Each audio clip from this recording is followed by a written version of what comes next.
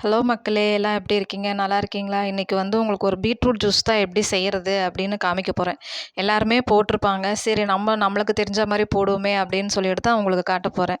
பீட்ரூட்ட வந்து நல்லா தோல் சீவிட்டு நல்லா அந்த மாரி ஸ்லைஸா கட் பண்ணி வச்சுக்கோங்க. ஏன்னா வந்து நம்ம பெரிய ஜார்ல போட்டோம் அப்படின்னா வந்து பீட்ரூட் வந்து ரொம்ப ஹார்ஷா இருக்கும். ரொம்ப கெட்டியா இருக்கும்.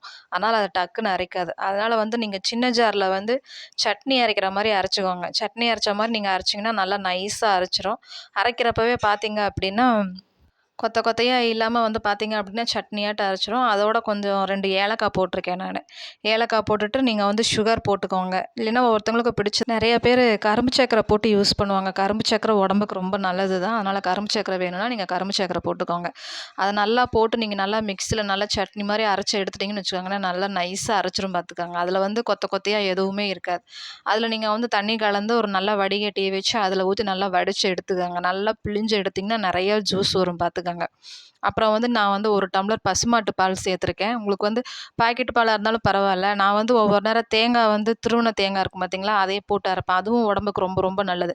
பீட்ரூட்டும் நல்லது, தேங்காயும் நல்லது. அதனால ஒவ்வொரு நேரம் தேங்காயும் போட்டு அரைப்பேன். இன்னைக்கு வந்து தேங்காய் இல்ல. அதனால நான் பால் போட்டு அரைச்சிருக்கேன்.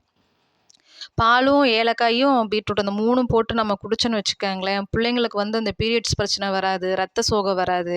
அதனால வந்து இந்த ஜூஸ் ரொம்ப ரொம்ப நல்லது. பிடிச்சிருந்தா கண்டிப்பா லைக் பண்ணுங்க. பை.